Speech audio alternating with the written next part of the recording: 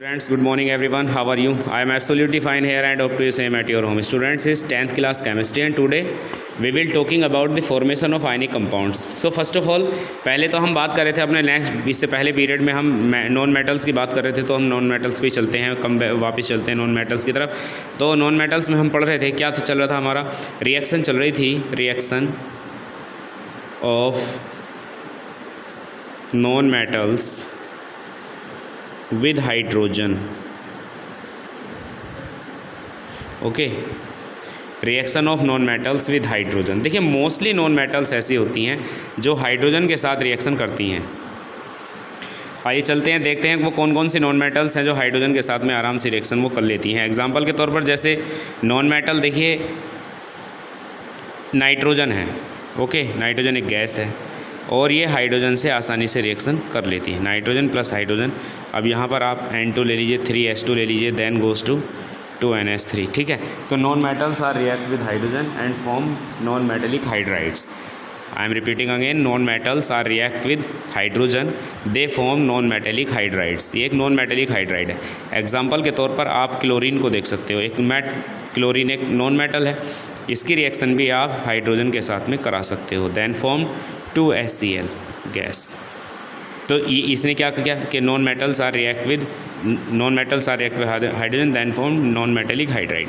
ये non metallic hydride ही तो है, नॉन मेटल ये रही और उसका हाइड्राइड है, H बता रहा है कि एक हाइड्राइड है, non metallic hydride, non metal का हाइड्राइड। ऐसे ही और भी बहुत सारी हैं, जैसे आप फ्लोरीन की रिएक्शन करा दीजिए, फ्लोरीन की रिएक्शन हाइड्रोजन के साथ, तो फ्लोरीन एक नॉन मेटल है, हाइड्रोजन से जब इसकी रिएक्शन होगी देन फॉर्म 2HF। ये लीजिए, आप ऑक्सीजन एक नॉन मेटल है, ऑक्सीजन की रिएक्शन आप वाटर के साथ करा दीजिए, सॉरी हाइड्रोजन के साथ करा दीजिए, 2 ले लीजिएगा, देन फॉर्म 2H2O। ये लीजिए, तो ये भी एक मेटल का, ये क्या है, नॉन मेटल के हाइड्राइड्स हैं। तो मैं आपको लिख देता हूँ यहाँ पर फॉर्मूला, नॉन मेटल्स और प्लस हाइड्रोजन क्या बन जाता है, non metallic hydride. Okay, understand students, non metals are react with hydrogen then form non metallic hydride. तो ये हो गया। अब देखिए आज हम जो आपके पास में टॉपिक लेकर आए हैं, जो यूनिक मेन हमारा टॉपिक है वो है how metals and non metals are combined.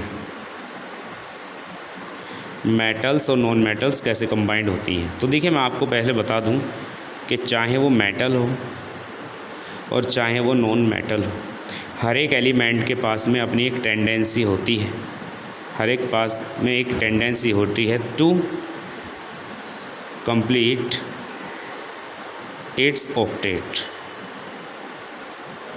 To complete its octet. चाहे वो मेटल हो चाहे वो नॉन मेटल हो, मेटल और नॉन मेटल दोनों के पास में टेंडेंसी होती है कि वो अपना ऑक्टेट पूरा कर लें, अपना आउटर मोस्ट सेल कंप्लीट कर लें बाय 8 इलेक्ट्रॉन। ये इनके पास में टेंडेंसी होती है। और इसी वजह से जब मेटल और नॉन मेटल आपस में जुड़ती हैं, तो अगर मेटल के पास में जो एक्स्ट्रा इलेक्ट्रॉन होते हैं वो नॉन मेटल को डोनेट कर देते हैं, और नॉन मेटल के पास में जितनी की कमी होती है वो उतने उससे एक्सेप्ट कर लेते हैं। ठीक है, ये जितने डोनेट करेगा उतने ही एक्सेप्ट करेगा। मान लो 1 डोनेट कर रहा है तो 1 एक्सेप्ट कर लेगा नॉन मेटल। मेटल का काम होता है इलेक्ट्रॉन को डोनेट करना, नॉन मेटल का काम होता है इलेक्ट्रॉन को एक्सेप्ट करना। तो बात करते हैं, चलिए आइए देखते हैं।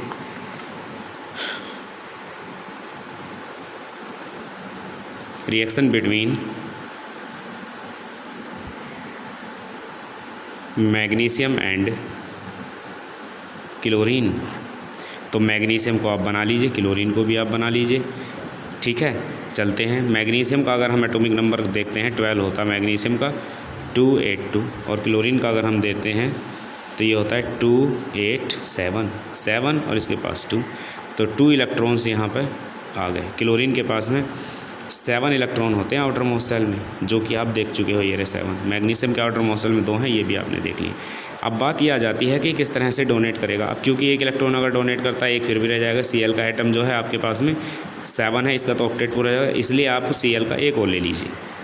जब आप Cl का एक और लोगे, आप देखिए इसको अपने 2 इलेक्ट्रॉन को डोनेट करने की नीड है, तभी तो जब ये इन 2 को डोनेट कर देगा तो ऑलरेडी अपने आप ही 8 हो जाएंगे। देखिए चेक कीजिए।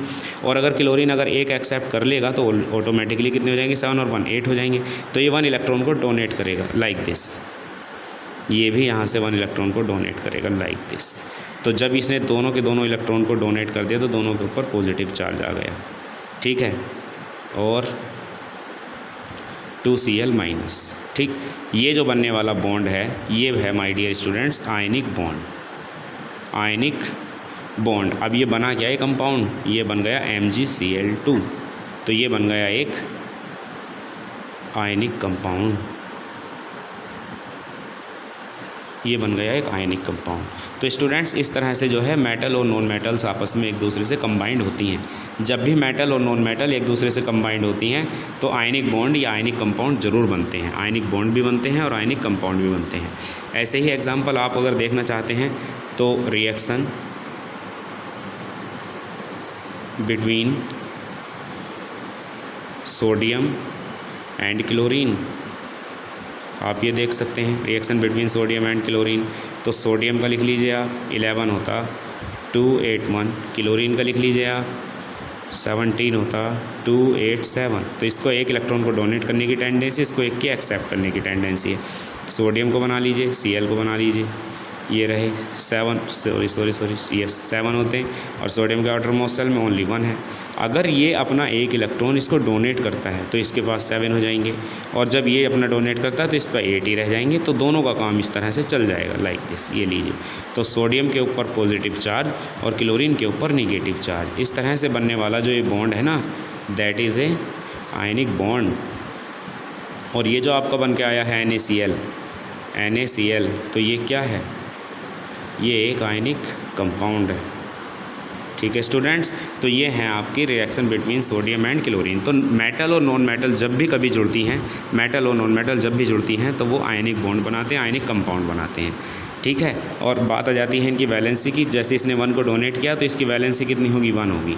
जैसे एग्जांपल के तौर पर मैग्नीशियम ने 2 को डोनेट किया है, ये 2 यूनिट का पॉजिटिव चार्ज बता रहा है कि इसने 2 इलेक्ट्रॉन डोनेट किए हैं, तो इसकी वैलेंसी 2 होगी, ठीक है।